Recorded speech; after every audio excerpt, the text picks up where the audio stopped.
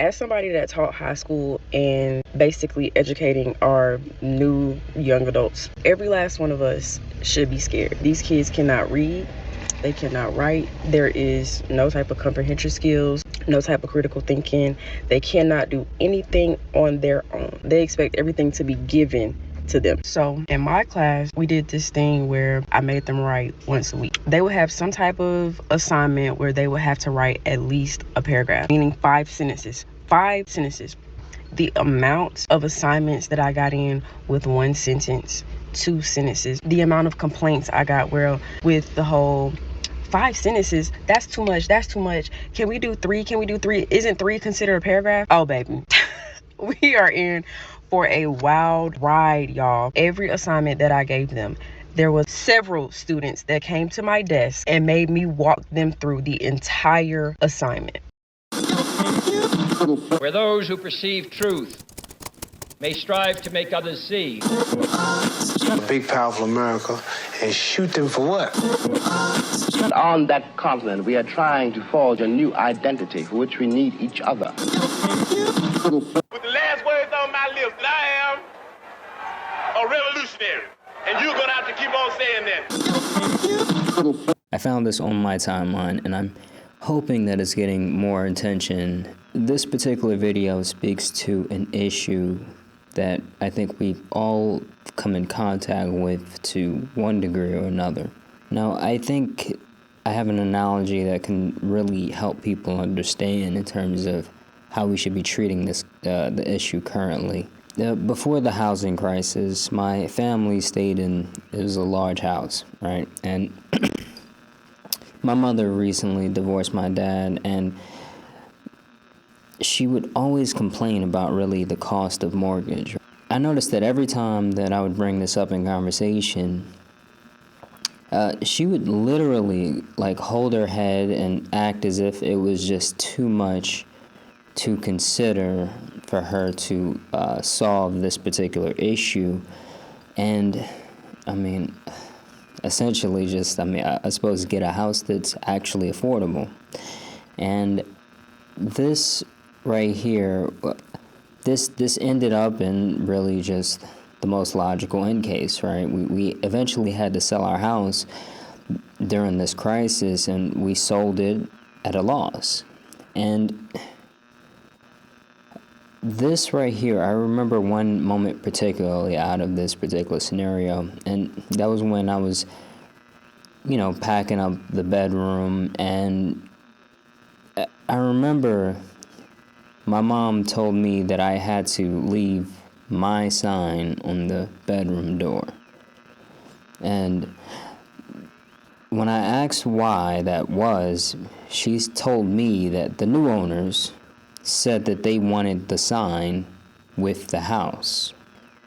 And this was just a small personal bed sign. It was I forgot, I think it was like intruders will be shot, survivors will be shot again, or something like that. It was just just a sign that I had on my front, on my bedroom. And that right there,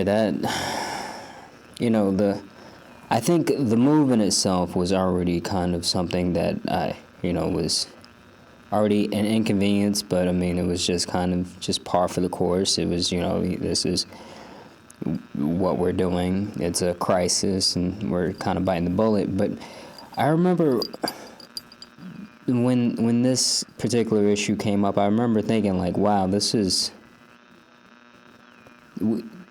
I ignored this problem to this particular extent to where I paid the cost. I personally paid the cost, right? And this wasn't something to where it was something that was this extended beyond what I would really expect in terms of actually having to, of course, move and, move into whatever house that we were going to move into. But this, I think we need to understand something, because a lot of us, we can survey the next 1,000 people that we come into contact with on the street, and they will all say, or very close to all of them will say, that big tech is a problem and something should be done about them. And the problem is that when those very same people, they won't have any solution in terms of that's currently being adopted by society. And I want people to understand this isn't a mysterious issue that's going on. People know that this issue exists, and I want you guys to understand that we are in a situation where our politicians are clearly, very clearly bought, and they serve the tech oligarchy. We need to understand that being passive is not going to end well for us personally, and it will extend past the normal bounds of what you expect in terms of to pay the cost in this society that's ignoring such a large problem. Now, I have a second personal experience I want to bring up, and this is really in regard to the actual problem itself, in terms of the actual effect that we can really expect to see out of this. Because at some point I got sick, right? This was back in like 2024, I believe, in the beginning of 2024, and I had I had a lot of trouble walking at this particular point, and during this period I noticed something that was extremely potent for me, because I would do these what I know now as scroll sessions, right? And for anybody who doesn't know, that's basically when you like scroll through like shorts, YouTube shorts or Instagram shorts, and you kind of lose sense of time at some point. You're just like, oh, okay, well, I just lost whatever amount of time that was. But what's very interesting is that I would have these scroll sessions, and I would be maybe like waiting for something in my car or something, and I would get up after the scroll session, and I'm already having problems walking, so I kind of already realized like I'd have a little, have to gain my bearings a bit more than usual, of course. But after these scroll sessions, there was a tremendous difference. It was much harder to really gain my bearings and really walk, and this isn't a subtle difference. This was an extremely real phenomena that was going on, to where it was almost immediate that I actually was able to say, oh, this is because of the scroll session that I just had. This wasn't something that was just, like, oh, maybe, this is due to something, it wasn't subtle enough for that. It was very extreme. And I think we need to understand that this particular idea, this new generation, they are growing up in a world where they have one step in social media, and they spend exorbitant amounts of time on their phones and within the world of technology, right? Now, I want you guys to understand, the physical environment may be the same, but you will be more effective in terms of understanding this new generation if you view them as a new species on the horizon. Now, when it comes down to actually looking at what's happening, these people don't exist in the physical space like we existed as kids. These people, this new generation, they exist half in the world of technology. We need to really, really gain awareness, because this is an evolution that we're undertaking right now. And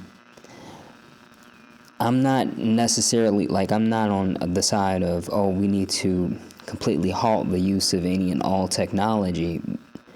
But in terms of this stage in our evolution, we need to understand that where we're going is going to be heavily reliant on our relationship with technology. How does technology affect us? and what does it do for us in terms of how does it impact us as a human species. And I think it's safe to assume that technology is, as it is today, is not improving the overall health and fitness of human beings, right? When we talk about things like social media. And this is, when it comes down to this trouble walking, I want you guys to understand that the resilience that you have when you interface with social media, a lot of us don't even view it as resilience. We know that there's a severe mental illness being caused. Even me going through the scroll sessions, I knew that there's something wrong there. But the new generations, they won't even have that awareness in a lot of cases. It'll just simply be life as it is, right? We need to understand that. It won't be a situation to where they'll be able to pull themselves out and recognize, like, oh, things shouldn't be like this. It will be simply life for a lot of these people. We aren't going to be able to simply, as I said before, stay passive in this particular idea and this element, because so far that's what we've been doing. And I'll say that we can't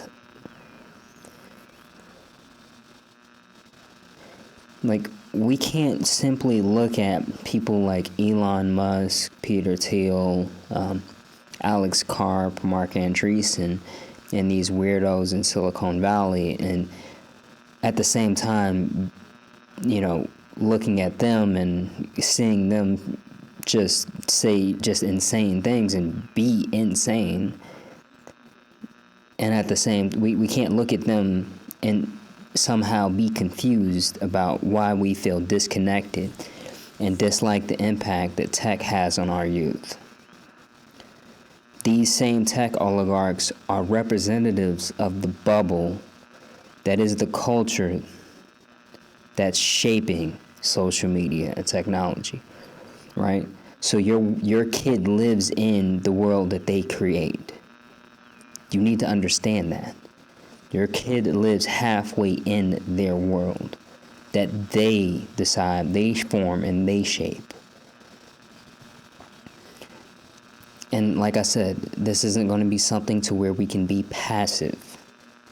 There is a problem, and it is not, when I say it's on the horizon, it's not on the horizon as in the next 30 years. It's on the horizon as in it is already something that we're facing. It's already something that teachers are seeing and experiencing. Where those who perceive truth may strive to make others see. A big, powerful America, and shoot them for what? On that continent, we are trying to forge a new identity for which we need each other. With the last words on my lips, that I am a revolutionary. And you're going to have to keep on saying that.